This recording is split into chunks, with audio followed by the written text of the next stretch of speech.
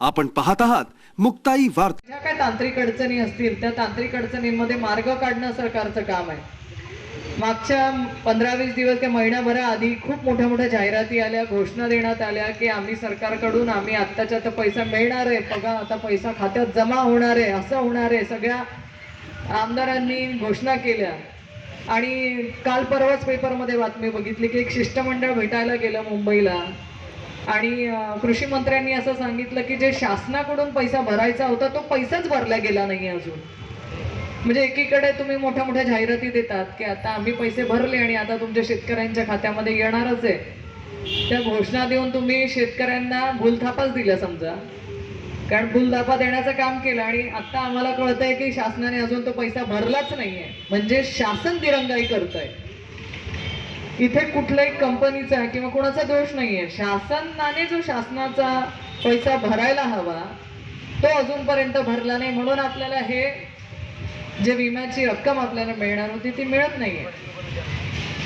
तसं पाहिलं तर शासन वर्षभरात आपण बघितलं असेल तर कितीतरी प्रकारे आपण आंदोलनं करून झाली, मोर्चे करून झाले। राष्ट्रवादी काँग्रेस पक्ष तर रस्त्यावरती कायमच आपल्याला उतरलेलाच दिसतोय।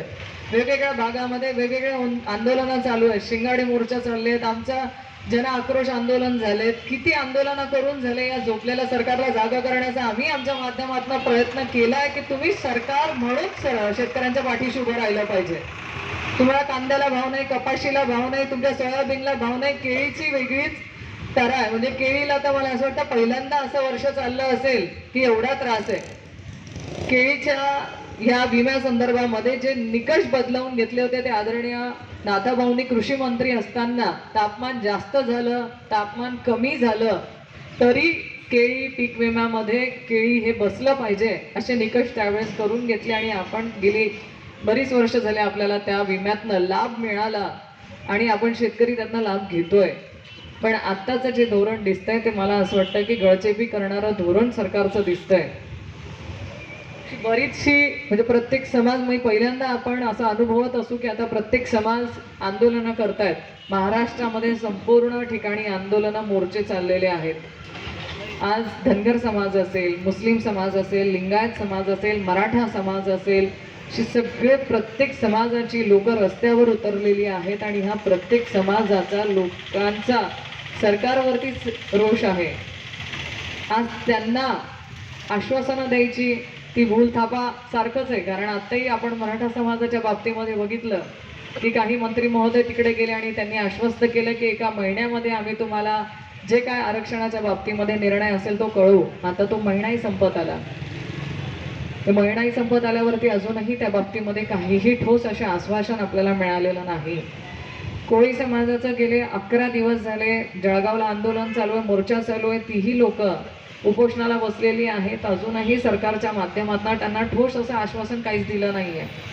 शेतकऱ्यांच्या बाबतीमध्ये बघितलं तर गेली 2 महिने झाले का 3-4 महिने झाले सलग चालू आहे हा पीक विम्याच्या संदर्भामध्ये प्रत्येक जण वेगवेगळ्या ठिकाणी आंदोलनं मोर्चे करतायत, पण त्याच्यावरती निर्णय घेण्यासाठी सरकार का मागे पुढे बघतंय मलाही कळायला, विचार करायला आपल्याला प्रत्येकाला भाग पडतोय की का। म्हणजे एक तर तुम्ही आमच्या पिकाला भाव देत नाही, जिथे आम्हाला भाव हक्काने मिळायला पाहिजे तो मिळत नाही।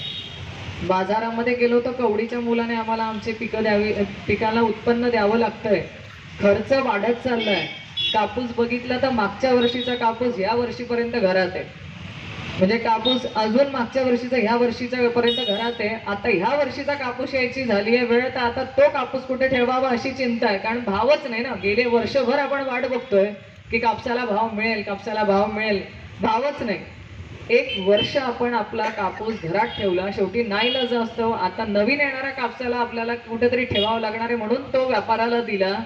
व्यापारी त्याच्यामध्ये आपल्याला आडकाठी करून कसं तरी त्यांनी उचलला, अजून त्याचे पैसे येणे बाकी आहे। म्हणजे अशी अवस्था शेतकऱ्यांची झालेली आहे की जर व्यापाऱ्याला दिला तर भाव मिळत नाही, घरात ठेवला तर परवडत नाही, करायचं काय ते समजत नाही।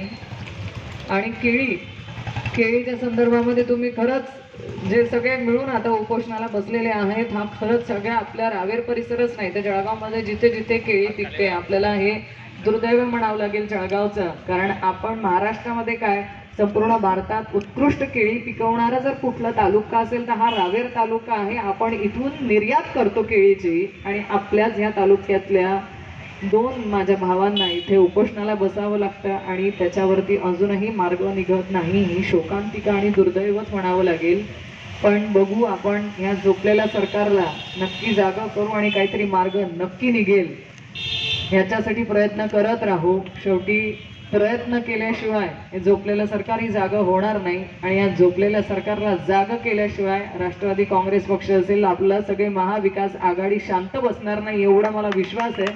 आणि ते करायचंच आहे, कारण हा लढा कोणाचा वैयक्तिक नाही तर हा शेतकऱ्यांसाठीचा लढा आहे. आणि शेतकऱ्यांसाठी लढायला जेव्हा जेव्हा गरज पडेल तेव्हा आम्ही सगळे समर्थपणे समोर येऊ.